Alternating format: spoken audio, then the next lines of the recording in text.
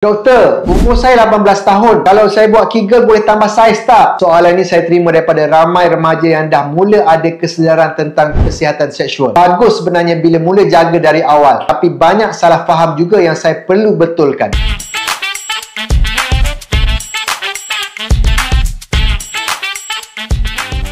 Hari ini saya nak explain betul ke Kegel boleh tambah saiz dan penting ke sebenarnya untuk remaja amalkan senaman ini. Yang pertama, kita kena faham dulu apa sebenarnya senaman Kegel. Ia bukan senaman untuk tambah saiz fizikal Zakar, tetapi ia bantu kuatkan otot dasar pelvik, terutamanya otot PC atau nama panjangnya pubococcygis muscle. Otot ni sebenarnya penting sebab ia bantu kawal air kencing, ejakulasi dan aliran darah ke Zakar. Yang kedua, untuk remaja, Kegel exercise ni bukan untuk tambah saiz, tapi ia boleh bantu buatkan kawalan semasa hubungan kelak. Ramai lelaki dewasa yang datang jumpa saya mengadu cepat pancut atau tak tahan lama. Bila saya tanya, ramai tak pernah latih otot ni pun dari muda. So, kalau mula daripada awal, kesannya ialah otot tu jadi lebih responsif, lebih kuat kawalan pancutan dan secara tak langsung boleh kurangkan risiko pancut awal. Yang ketiga, satu lagi faedah Kegel ini boleh bantu kesihatan salur darah di kawasan Zakar. Bila otot tu aktif, aliran darah pun lebih lancar. Ini penting sebab aliran darah yang baik boleh bantu dapatkan iraksi yang lebih stabil dan tahan lama. Tapi sekali lagi, bukanlah tambah